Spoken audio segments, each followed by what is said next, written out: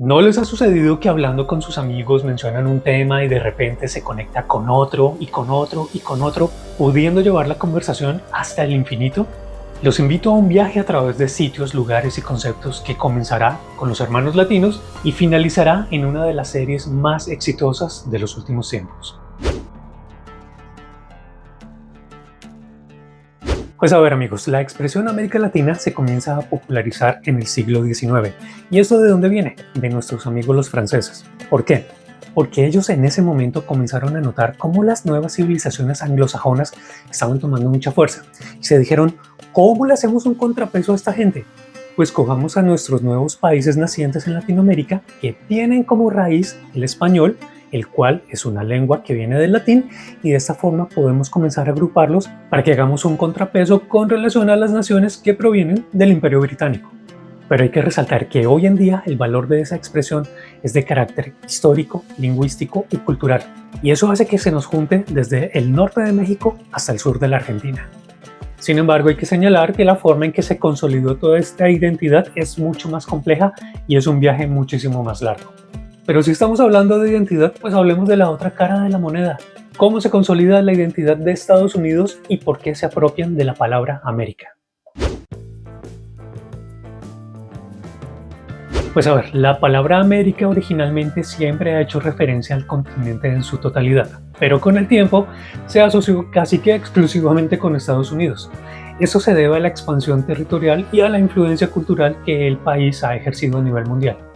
De hecho, los mismos estadounidenses se refieren a su país como América. Y algo que me sorprendió muchísimo, yo no tenía ni idea, es que solamente el 5% de toda la población mundial es capaz de identificar todos los países que constituyen América. ¿Cómo se siente el resto del continente con relación a eso? Pero si nos concentramos en Estados Unidos, definitivamente son una gran potencia que ha sobresalido por su industria, comercio, estilo de vida, por el dólar. Pero definitivamente para mí un tema en el que se han demarcado es la aeronáutica. Y no encontré un sitio que nos muestre mejor eso como el que viene a continuación. El aeropuerto internacional de Denver es el segundo más grande de todo el mundo, solo está por debajo de uno que está localizado en Arabia Saudita. Traten de imaginar esto, ocupa más de 137 kilómetros cuadrados, lo cual equivale a 50 millas cuadradas. Solamente dentro de lo que es su terminal aérea podríamos acomodar 50 canchas de fútbol al tiempo. Pero eso no es todo. Aparte de tener un diseño súper peculiar, está compuesto por una serie de murales que van a rematar en una gran estatua de un caballo azul que tiene los ojos iluminados. Todos estos elementos han hecho que se convierta en el centro de miles de teorías conspirativas. ¿Qué puede estar pasando ahí detrás de sus muros y sus paredes? Eso es todo un misterio. Pero hablando de misterios que están relacionados de alguna forma con los aviones, quiero que exploremos el misterio más grande de la aeronáutica en lo que es nuestra historia contemporánea.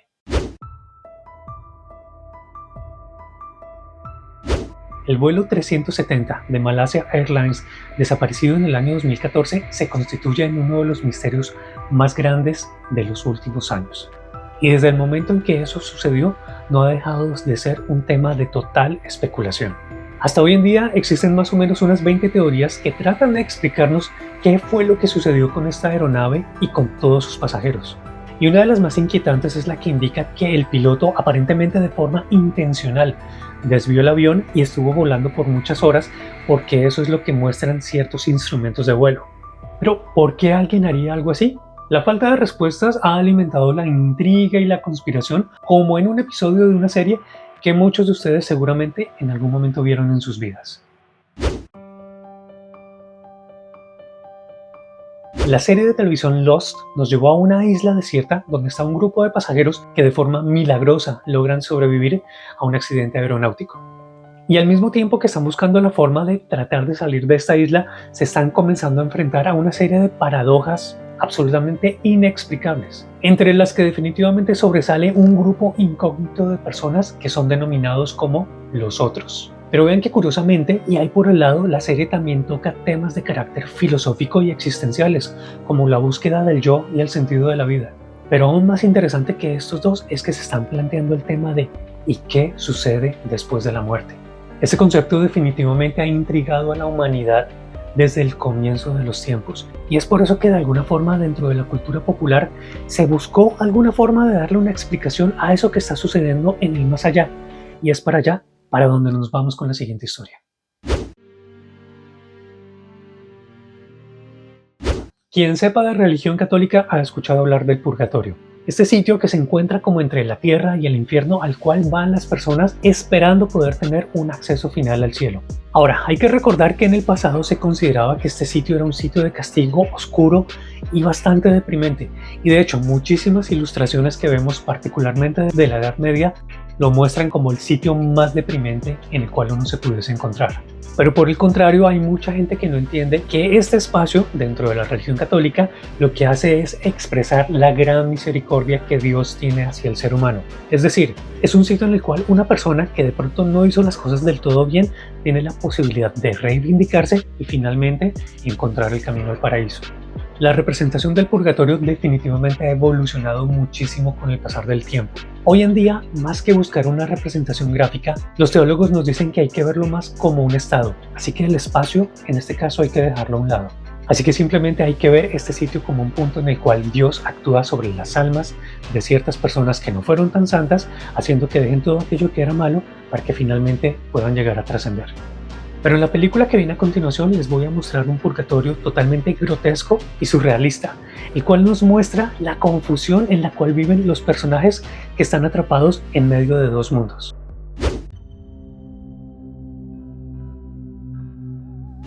Beetlejuice utiliza el espacio como un personaje en sí mismo, haciendo de este purgatorio un sitio que desafía todas las leyes de la gravedad y de la lógica. En esta película, los escenarios son una amalgama de lo inquietante y lo absurdo, en donde sus personajes, de forma constante, se están enfrentando a lo caótico y a lo surrealista.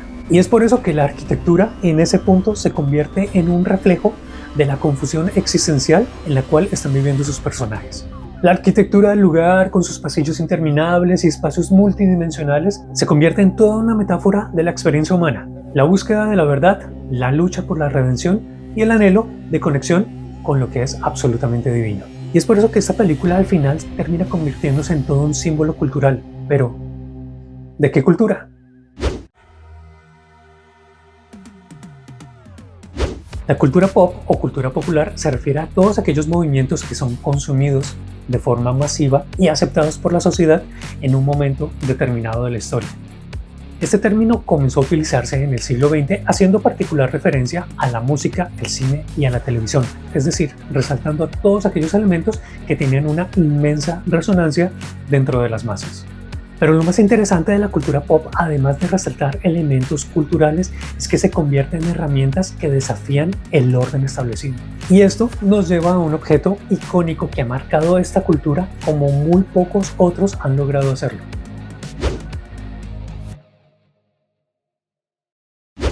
Las zapatillas Converse, lanzadas en 1917, creo que son el objeto más icónico que puede haber de la cultura pop de los años 80.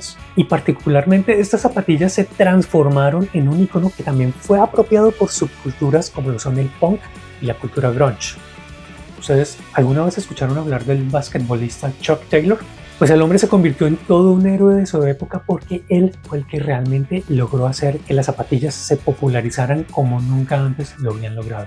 Es así que las Converse nos enseñan que incluso un objeto cotidiano como pueden llegar a ser unos zapatos se convierten en un emblema de toda una época, reflejando la identidad de quienes las usan. Oigan, y hablando de identidades, llegamos a un fenómeno fascinante de la televisión que está redefiniendo a toda una generación.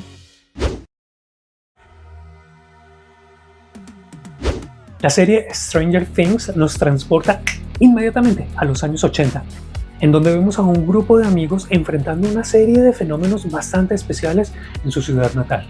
La serie de referencias que ellos están manejando con relaciones a los años 80 son incontables, pero definitivamente sobresalen los guiños de ojo a las series de ciencia ficción y de terror como en ninguna otra serie uno lo había visto.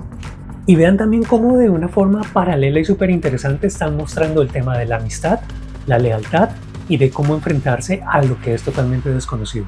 Curiosamente, la serie ha revitalizado de forma muy importante el interés por los años 80, teniendo un impacto extremadamente importante tanto en la moda como en la música. Así que Stranger Things nos recuerda que, aunque el pasado esté lleno de misterios, siempre hay espacio para que la esperanza y la conexión humana sobresalgan por encima de todo y de todos. Bueno amigos, como pueden ver, las posibilidades de conexión son infinitas y quiero que ustedes me ayuden a seguir construyendo esta historia. Para un próximo video, ¿a partir de cuál de estas mini historias les gustaría que continuáramos este viaje y por qué? Por favor, déjenmelo saber en la caja de comentarios y si les gustó, dejar un like, compartir y suscribirse siempre será muy apreciado. Les envío un abrazo enorme y nos veremos a la próxima.